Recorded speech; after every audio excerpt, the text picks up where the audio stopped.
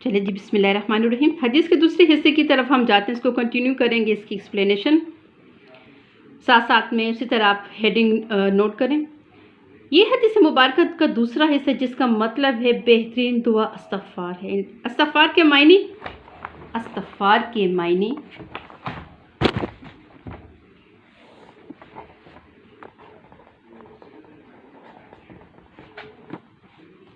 استغفار کے معنی اپنے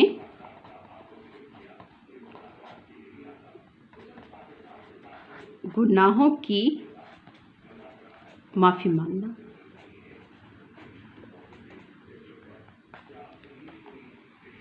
اپنے گناہوں کی معافی مانگنا کیونکہ انسان جو ہے غلطی کا پتلا ہے. اللہ تعالیٰ نے انسان کی تخلیق ہی کچھ اس انداز سے کی ہے کہ گناہ یا غلطی سے سرزد ہوگی، یعنی وہ اس کی زندگی میں شامل ہے.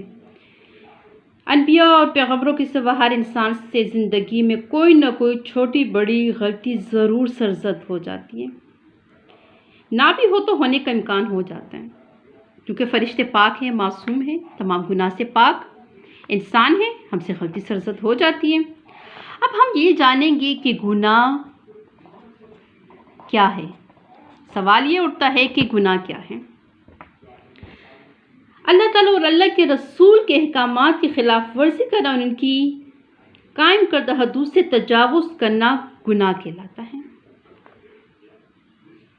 اب گناہ کی اقسام کون کون سی ہیں؟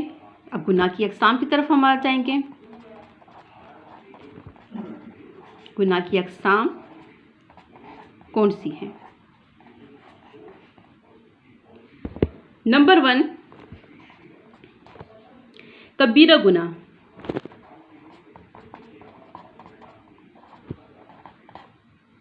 کبیرہ گناہ یعنی بڑے بڑے گناہ، جیسے استغفر اللہ، کسی مسلمان کا ناجائز قتل کرنا، چوری کرنا، زنا کرنا، غیبت کرنا، جھوٹ بولنا، یہ گناہ کبیرہ کہلاتے ہیں. اسی طرح صغیرہ گناہ یعنی چھوٹے چھوٹے گناہ جو انسان کردہ نہ کردہ ان سے سرزد ہو جاتے ہیں، ہمیں پتہ ہی نہیں چلتا اور ہم سے سرزد ہو جاتا ہے. صبح سے شام تک جس مراحل سے ہم لوگ گزر رہے ہوتے ہیں، مثلا صفائی نہ رکھنا، جھوٹ، غیبت کر لی، چغلی لگا لی، کسی کا دل دکھا دیا، بڑا پن، کسی کو حقیر جانا، کوئی ایسی باتوں میں ایسی بات کر دی، کسی کا دل جو ہے وہ اذیت کا سبب بننا کسی کے لیے، تو یہ چھوٹے چھوٹے گناہ ہو جاتے ہیں. اب گناہ کا انجام کیا ہے؟ گناہ کا انجام سزا ہی ہے. اللہ تعالیٰ کا فرمان ہے، جس نے ایک ذرا برابر بھی گناہ کیا اس کے مطابق سزا ملے گی. چھوٹے گناہ کی تھوڑی سزا اور بڑے گناہ کی بڑی سزا. اگر کوئی انسان اپنی غلطی یا گناہ پر نادم اور شرمندہ ہو کر گڑ گڑا کر اپنے رب سے معافی مانگتے تو اللہ تعالیٰ اپنے بندے کی عاجزی دیکھ کر خوش ہوتے اس کا گناہ معاف کر دیتے ہیں. کیونکہ چھوٹے چھوٹے گناہ تو نماز پڑھنے سے ہی دھل جاتے ہیں، کچھ کلمہ پڑھنے سے، کچھ روزہ رکھنے سے ختم ہو جاتے ہیں، اور بڑے گناہ تو معافی مانگنے سے معاف ہو جاتے ہیں. اللہ تعالیٰ صرف اس چیز کا جو ہے وہ انتظار کرتے ہیں کہ میرے بندے نے گناہ کیا اور فوراً اپنے رب کی طرف رجوع کرے. اللہ میری توبہ، استغفار کر لیا. کیونکہ حضور صلی اللہ علیہ وسلم سے ثابت ہے کہ وہ دن میں 70 مرتبہ، کچھ روایت کے مطابق جو ہے وہ آپ صلی اللہ علیہ وسلم کی روایت سے ثابت ہے کہ 100 مرتبہ، دن میں 70 سے 100 مرتبہ استغفار پڑھتے تھے. یا اپنے منہ سے صرف کہیں کہ یا اللہ میری توبہ، یا اللہ مجھے معاف کر دے، استغفر اللہ ربی من کل ذنب واتوب الیہ. یا اگر مختصر سب پڑھتے ہیں، استغفار بھی پڑھ لیا، 100 دفعہ پڑھ لیا. اب گناہوں کی معافی مانگنے کے کچھ آداب سکھائے گئے ہیں، کیونکہ انسان ہے کوئی فاش کام سرزد ہو جاتے یا اپنے اوپر کبھی زیادتی کر بیٹھے اور اسے اپنے گناہوں کی معافی چاہتے ہیں، اور اللہ کے سوا کون ہے جو گناہوں کو معاف کر سکتے. تو اپنے پروردگار سے مغفرت چاہو، ان کے آگے توبہ کرو. بلا شبہ میرا رب بڑا ہی رحم فرمانے والا، بڑا ہی محبت کرنے والا ہے.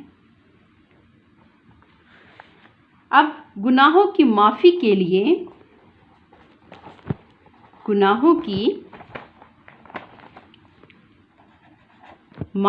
لیے استغفار ہی बेहतरीन दुआ है। इंसान कुछ दानिस्ता करते, कुछ लाइल्मी में हो जाते हैं, इसलिए जब मौका मिले हर नमाज के बाद इस्तिग़फ़ार करते रहना चाहिए और अपने गुनाहों की माफ़ी की दुआ करते रहना चाहिए। ये दुआ अल्लाह ताला को बहुत पसंद है,